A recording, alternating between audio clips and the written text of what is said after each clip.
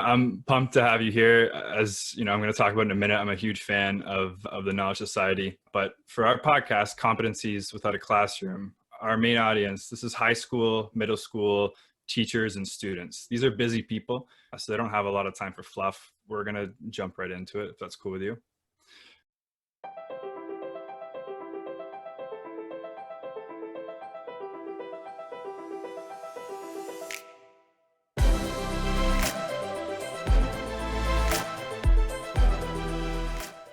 I ask everybody this same question at the very start. It's going to help us to generate a fun little report at the end of the season. But really, I ask this question because this is what our listeners want to know the answers to.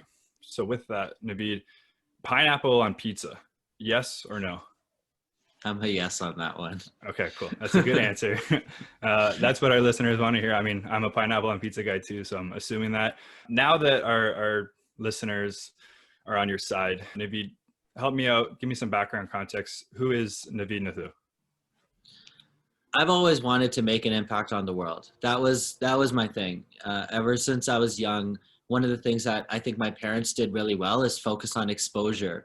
They didn't read any of like the parenting books. They weren't super educated. They immigrated from Africa. My dad didn't even he never even went to high school. He was just very street savvy. Yeah. And their focus was always on education and having global awareness and helping others through that global awareness.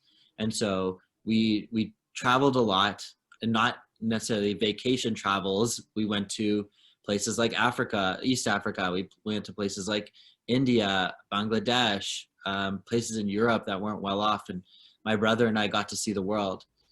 And from a young age, I knew like I wanted to do something more with my life. I wanted to make some sort of impact.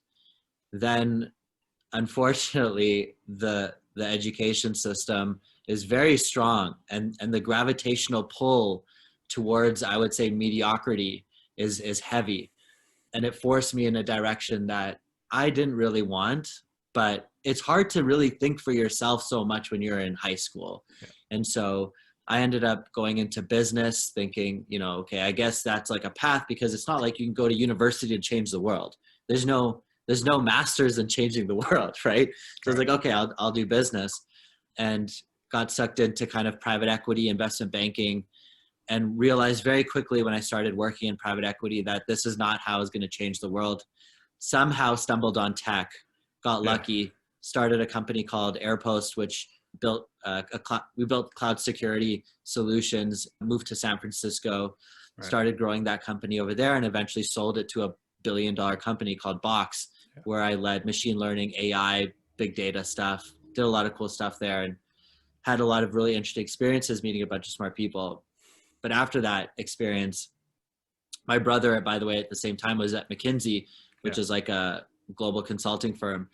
He was working out of Japan, Australia, the US, everywhere.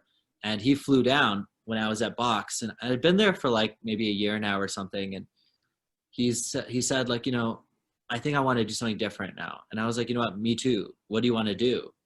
And he's like, well, I don't know. Should we like try to solve one of these big problems like poverty or something? And we're like, I was like, I don't know.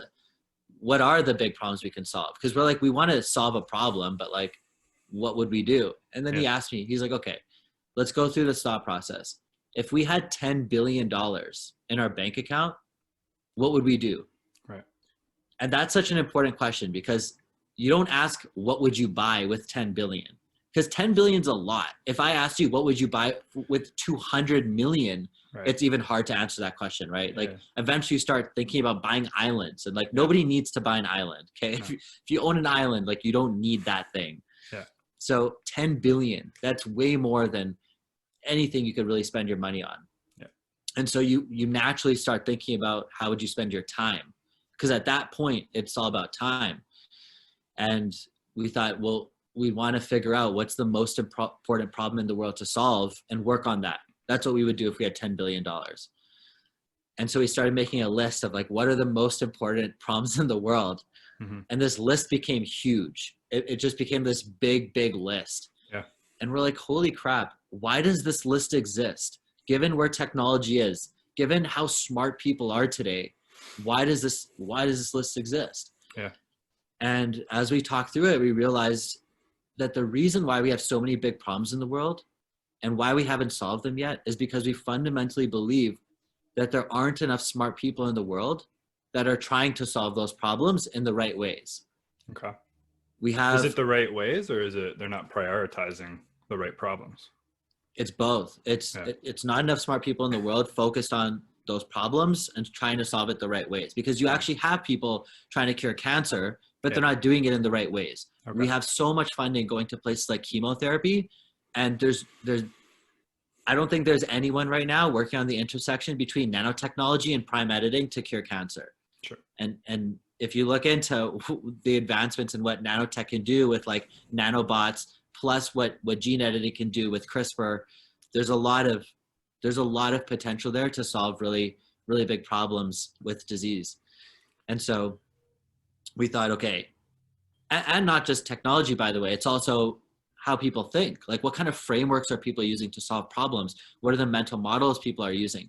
When you go to university to become a scientist, you don't learn anything about people skills. You don't learn anything about frameworks and decision-making, but you learn about science. But guess what?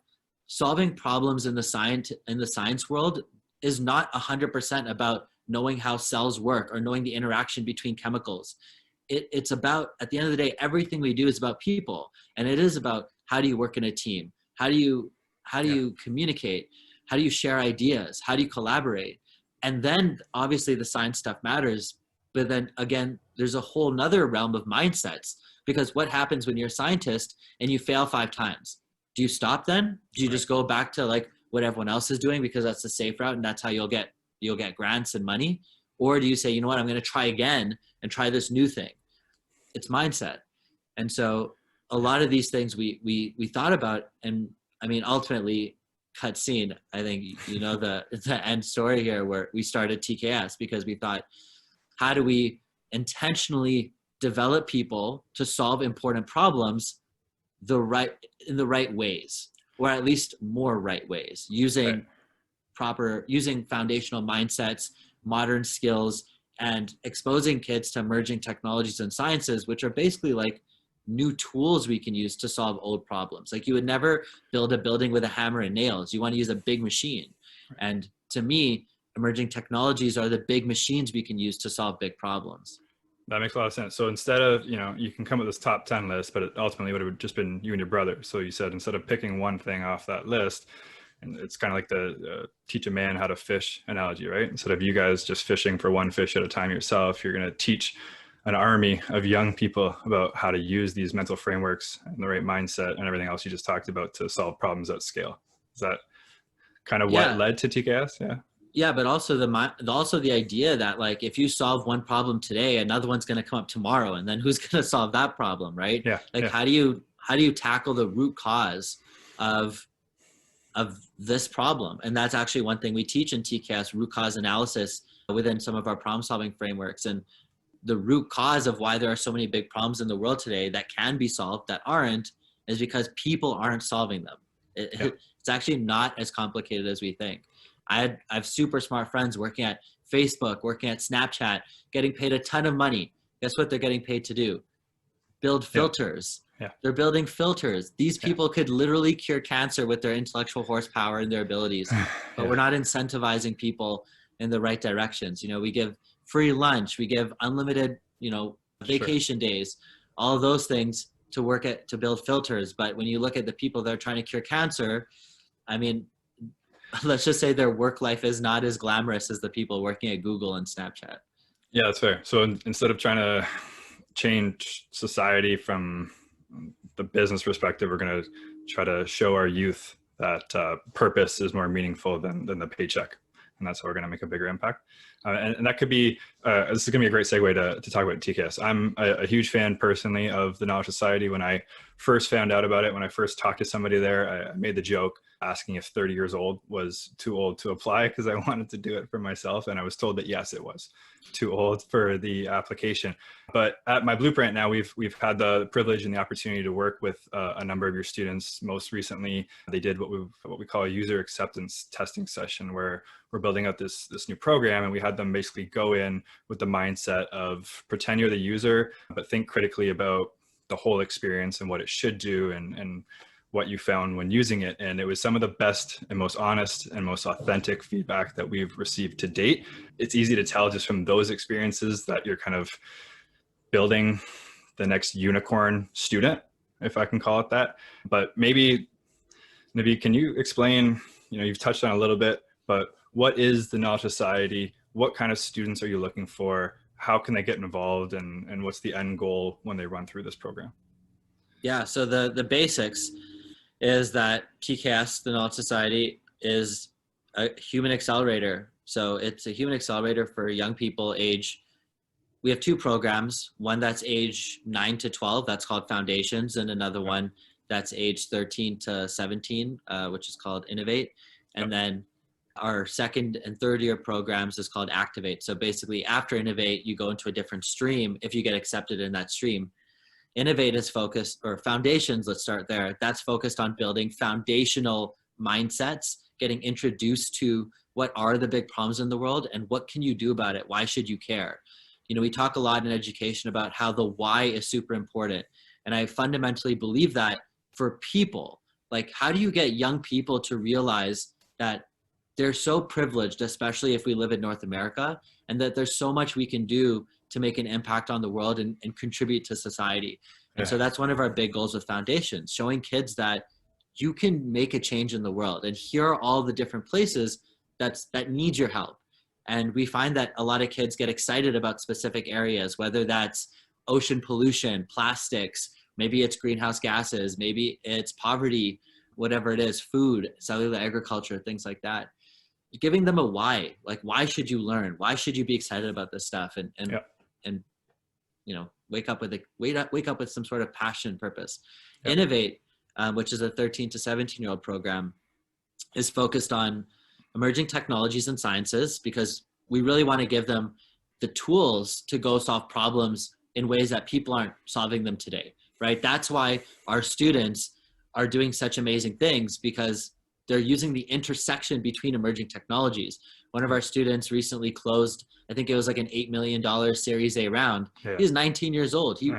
He raised this round from some of the biggest investors in the world. Yeah. And that's nuts. And he's working on things that PhDs were telling him that like, oh, I don't know if that will work. And guess what? It worked, right? It worked, yeah. We have kids doing some amazing things with gene editing, quantum computing, artificial intelligence, virtual reality, all of this stuff.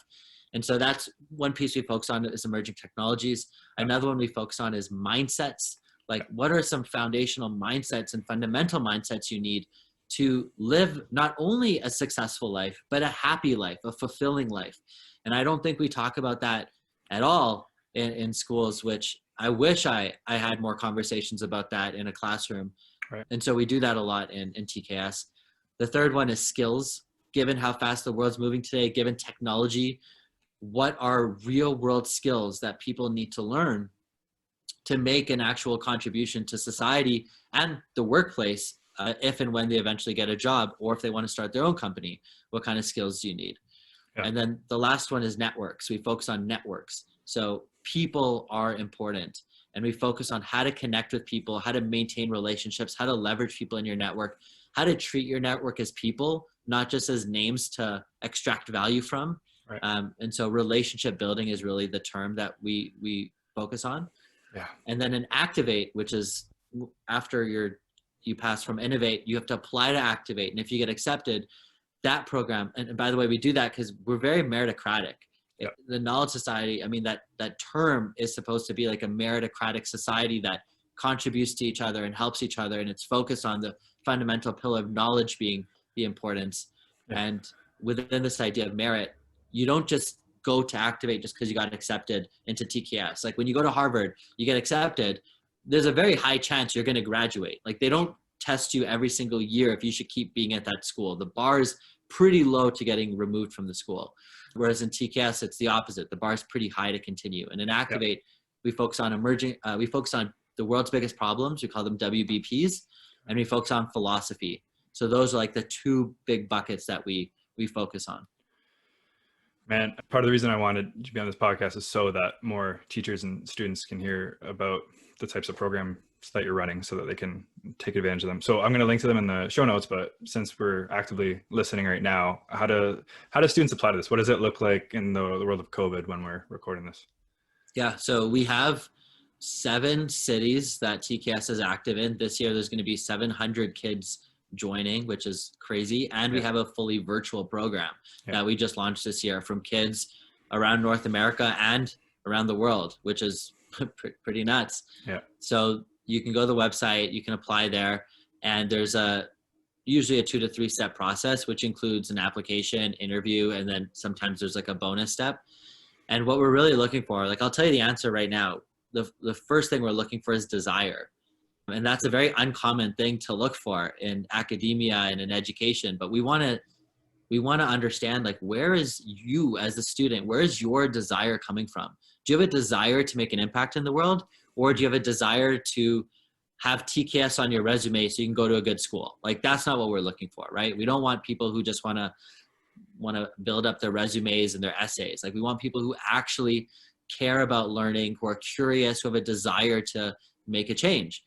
The next thing we look for is curiosity tied to intellectual horsepower. So if you can teach me something that you're interested in at a level of depth that is very impressive that most people can't get into, that's great, right? And then the third one is how hard are you willing to work, right? Your drive. Are you willing to put in the work? And none of this has to do with anything about quote unquote gifted. It doesn't have to do with anything about school grades. It is about you as a person. What do you care about? How curious are you? And how hard are you willing to work for what you want? I was watching one of your YouTube videos. I think it was for the opening, you and your brother, of one of the Innovate conferences. And you said something to the effect of, you weren't invited to the conference because of what you've done. You were brought here because of what you will do. Something like that. So not to compare yourself to other students that were in the room. And that kind of speaks to that desire piece. So I want to come back to those pieces and the skills pillar that you mentioned, but just in case you haven't highlighted already, I think it's also important to point out that this is not replacing the students' traditional school, right? They're still going to school.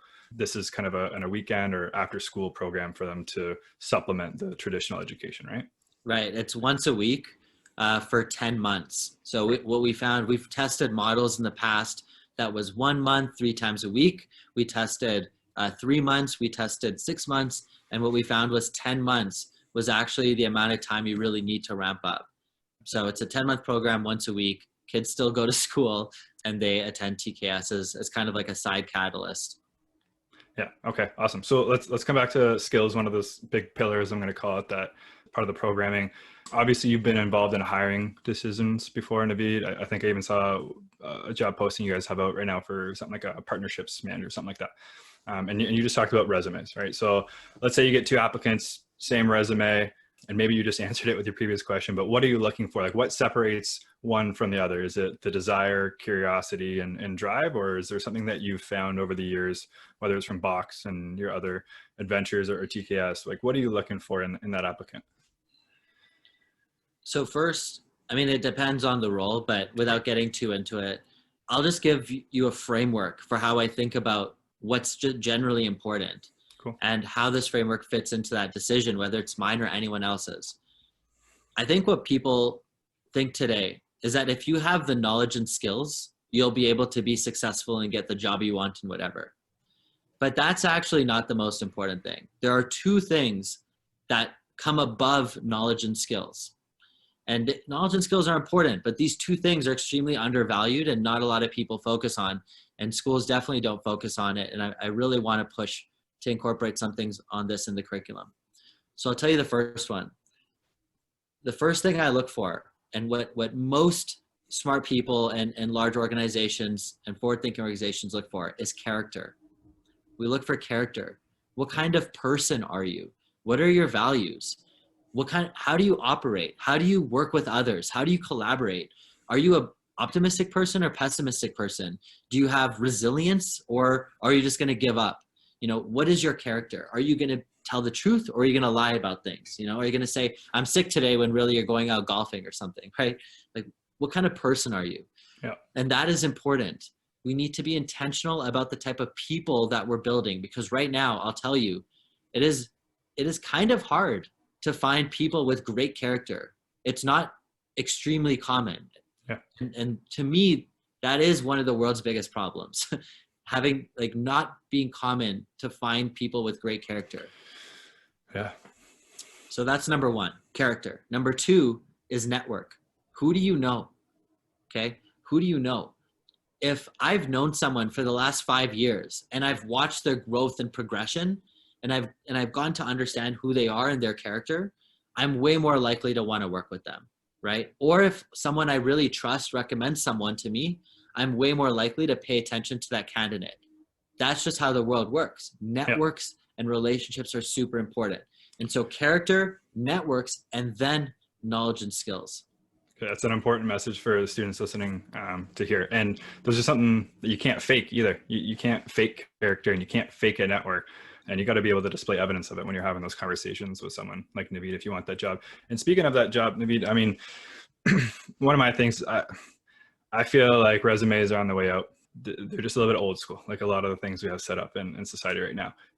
If I'm applying to TKS, like, are you guys still looking at resumes, or like, what is it that somebody needs to do to stand out and actually get your attention to be able to show you that they have character and that they have a network? Yeah, I mean, we talked about this concept of portfolios, which is basically like, what have you done? That is the question that the world is moving to. It's not like what organizations are you associated with, but I want to see what you've done, because now people know how to hack resumes. People know how to make themselves sound good. And the reality is that the world is moving away from that, because we need people who can show the skills they have and demonstrate the knowledge that they have. In TKS, we have an optional question that's like, do you want to show us anything? And if you put something in that category, we like your application more. It's usually a higher rated application. And it's funny because when people see optional, they think, oh, I don't need to do that. Right. I remember when I was in school, if it was like optional reading, I'd be like, oh, great, I don't need to do that reading. Right? Whereas now, if you ever see optional, if you're listening to this and you're a kid, if you ever see optional, do that thing. Double that down. Is the most important one. Like nobody does the optional, do the optional. Yeah. And when I was at Box and I was hiring, literally world-class machine learning researchers and AI developers, I had this stack of resumes. So our HR department gave me a stack of resumes, and they're like, all right, here's your resumes. Like, think about who you want to hire. And the schools that these kids were from, Berkeley, Stanford, Brown University, Cornell, all of these top schools. And I told them, I was like, I don't want any of these resumes. I want to see their GitHubs. I want to see their portfolios. Yeah. I told them, I just have one question. What have you done? That's my filter question. And I want to see, what have you built? Yeah. Because you could go to the best schools, but if we're trying to create world-class machine learning algorithms, I want to see what you've done yourself to start building machine learning algorithms and how you've applied it. And that is applicable across everything. If you want to be a programmer, you better be building apps yourself. You better be able to show what you've created. If you want to be a writer, you better have written things in the past. I want to see your blog posts. I want to see short stories you've written. If you want to be in finance, like I want to see your portfolio. I want to see your research on whatever area of finance you're interested in. I was having a conversation with one of my really good friends, and she wants to transition into a new career from a traditional career to more of like a tech career. And she's like, what do I do? I'm getting all these interviews, but people keep saying I don't have experience. Sure. I'm like, you can't expect to follow the traditional interview process and beat everyone else, because now you're already at a disadvantage, because someone is going to come in that has more experience than you. You need to build your experience before the interview. And she's like, well, how do I do that if I don't have a job?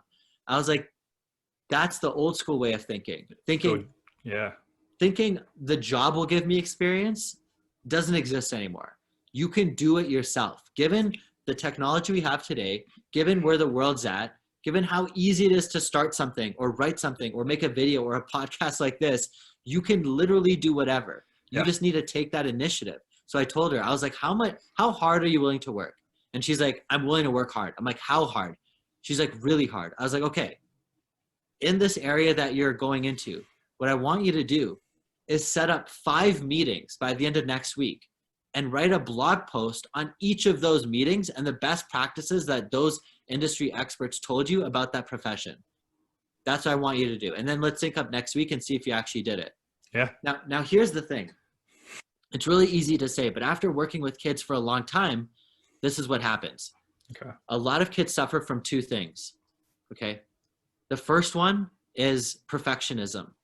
So if there is a kid on this hearing this, and they're like, you know what, I'm gonna write a blog post. You might be suffering from perfectionism, and what that is you're going to be thinking, it's not good enough to send yet. It's not good enough. It's not good enough. And guess what? That doesn't matter.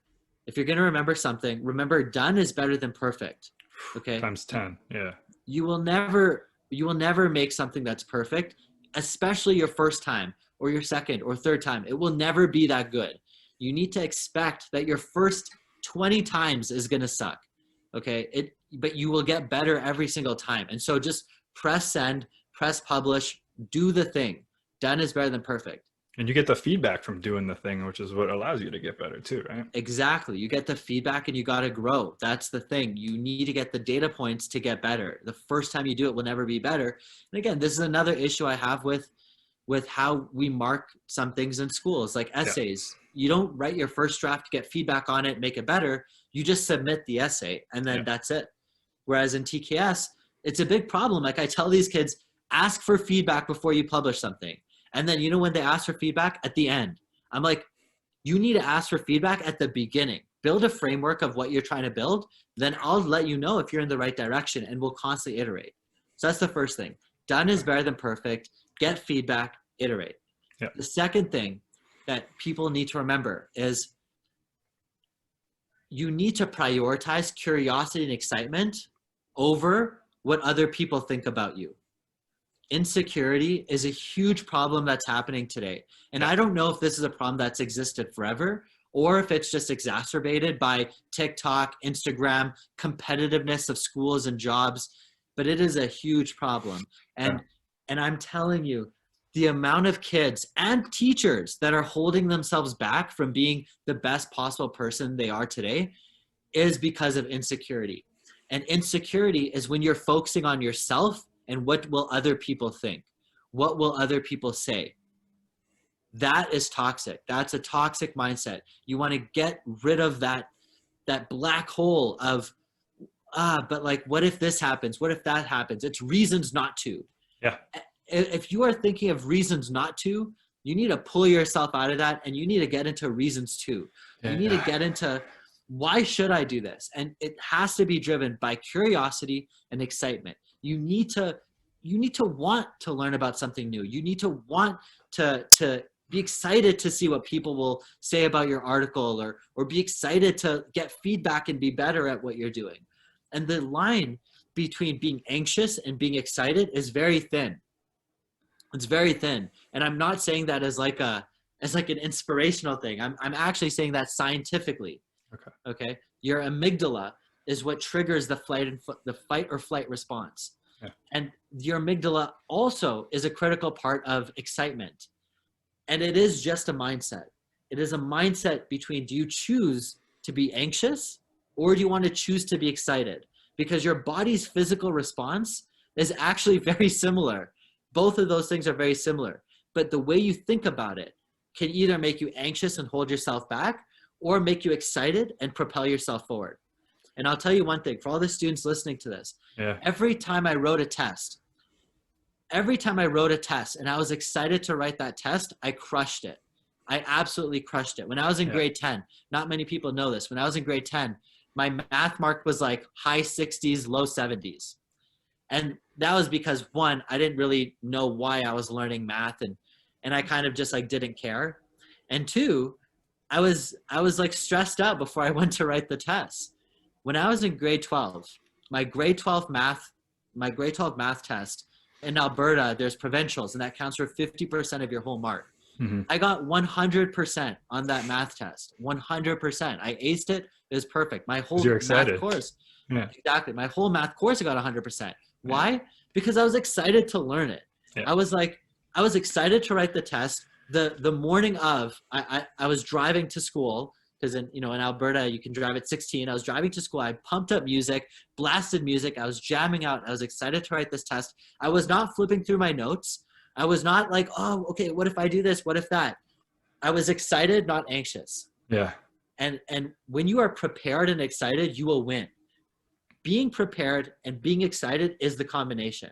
And if you can think about everything you do, whether it's a test, whether it's an interview, whatever it is, if you're prepared for it and you're excited, that's the ultimate combination.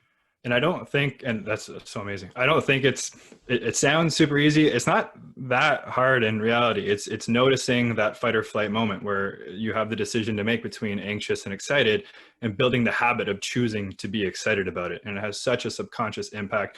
I can't recommend it enough. You touched on a few amazing things there. The insecurity thing, I completely agree with. Have you ever seen the fear setting exercise from Tim Ferriss? Yeah, if you guys don't know this, he has a YouTube video on fear setting. Go watch it. It's amazing. You can't recommend enough. It's based on, he's a Stoic. So there's a philosophy called Stoicism. We do a lot of that in TKS. That's actually one of the mindsets that we teach in TKS, Stoicism. Yeah. When I was building Airpost, I was like 21, 22. And my friend who sold a company to Oracle for $200 million, he told me, he's like, Navid, do CEO training.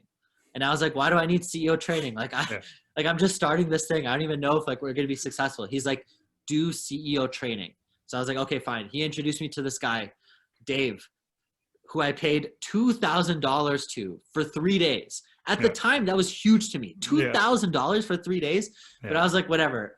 I'm going to listen to my friend and do the CEO training. It was one of the most valuable things I ever did in my life. And one of the things that he told me, which in retrospect is so simple, but it changed everything. He's like, Navid, you need to understand what is happening to you and what is happening by you. What is happening to you and what is happening by you. Right. When we're in traffic and we're in a traffic jam and people are honking and people are getting frustrated, is that traffic jam happening by you or to you? Yeah. It's happening to you. It's happening to you. Like you're just there. You can't do anything about it. Okay. Right? Yeah. But if you got a bad mark on a test, that's not happening to you. The world's not against you. That's happening by you. You can do something about it. Okay. And so if something is just happening to you, you can't do anything about it. And so you know what? There's no reason to react.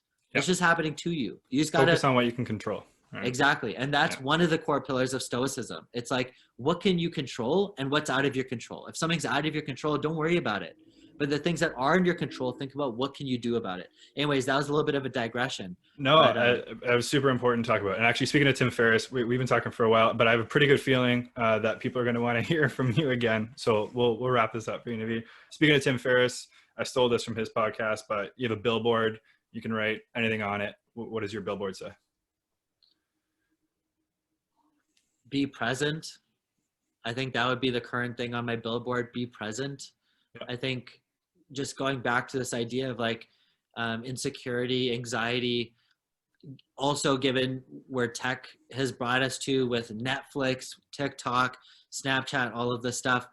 I bet you anyone that's listened to this podcast up to now, your mind has probably wandered 20 to 50 times during, I don't know how long it's been, half an hour or something, maybe more than half an hour. And oftentimes we're thinking about, well, okay, I got to do this. Like, what am I going to eat? Or like, oh, what am I going to say to this person? Or what should I do here? How do I prep myself for that thing? Or we're thinking about the past. I should have done that. Oh, I shouldn't have said that. Oh, what will that person say next? And we're living in these two worlds, the past and the future. And one of my philosophies is that the past and the future don't really exist. The past is memories and the future is just thoughts. But the present is the only thing that exists. It's this moment that you'll only ever experience. You will only ever experience this moment. And we are rarely ever in this moment. And as soon as that you internalize that this moment is the only moment to actually exist, the more present you can be and the more you can get the most out of life, the more you can enjoy life and be fulfilled by life. Because if you are living in the future or you are living in the past, that is when you feel the most levels of anxiety. That is when you feel these things of depression. That is when you feel insecurities. It is when you're living in these states that don't exist. Yeah. You can plan, but don't over plan. You don't overthink. You can reminisce, but don't be stuck in the past. Be present. And that's what I would put on the billboard right now. I think that's something a lot of people, especially even myself and everyone, needs to be reminded of. Constantly. Be present. Yeah. I've started using the Calm meditation app, and it's been huge in helping me be present and not focusing on the past or thinking too much about the future. So whatever works for you, it doesn't have to be an app, but just be present and focus. It's helped with this podcast too, just to be a much better active listener. Speaking of things I wish I did earlier, what's a book that you wish you would have read before you were 18? Had a big impact on you? So this isn't, I'm going to cheat and not say a book. I'm going to say a podcast. Cool. I think podcasts are one of the most underrated vehicles of information today. Yep. And to me, they're like books 2.0. I think books have a lot of value, obviously, but I think podcasts are very underrated. Mm-hmm. And the specific podcast that I recommend is The Knowledge Project by Shane Parrish. And the episode is Naval Ravikant, the Angel Philosopher. Yeah.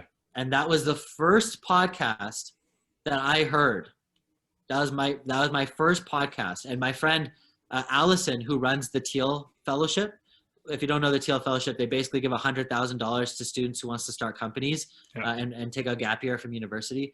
Allison recommended this to me, and it changed how I think about learning. It introduced me to the world of podcasts. That's what got me into Tim Ferriss' podcast. That's what got me into After On. Just a lot of things from there. Yeah. So the Knowledge Project. It's a gateway. It's a gateway. The Knowledge Project, Naval Ravikant, Angel Philosopher. He talks a lot about these types of things as well, about being present. He talks about fulfillment. He talks about books in it as well. There's a lot of good knowledge in that podcast. Yeah, I'll link to it in the show notes so everyone can grab it easy. I've heard a bunch of stuff from Naval, but not that episode. So I'm excited to check that out myself. Okay, let's close it up. Hypothetical question. And you've talked about a lot of them, so it may be hard to pick just one, but you're the superintendent of a school board, and you're tasked with deciding one competency or one skill that each of your graduating students have to showcase evidence of in order to graduate. What is that one skill? The one skill is the ability to figure stuff out. That's the skill. Yeah. It's the one skill that I don't think we directly measure. We don't directly have how good are you at figuring stuff out, but I would argue it is the number one most important skill today. You need to learn how to figure stuff out. And I hands down firmly believe that is the one thing that will change society and expedite us exponentially towards solving big problems and also being happier people, because we can figure out how to make ourselves happier, and we can figure out how to cure cancer and colonize Mars. Figuring it out is it's a skill that goes across multiple dimensions. Yeah, stop just identifying problems and start showing up with solutions, or at least trying to, and then keeping that circle going. Navid, dude, this was huge. I'm pumped up after listening to this, so I guarantee that listeners will be as well. And I'm pretty confident that some people want to hear from you again. It sounds like you have a lot more to share in terms of what we can do to update our current curriculum to make things a bit more realistic for the world that we're living in. So hopefully you'll be willing to come back. Again, can't thank you enough, man. Have a fantastic week. And guys, again, check out the show notes for everything you need to know about the Knowledge Society. Hit that apply now button and remember to fill out that optional field because they're going to be looking for it. So thanks, guys.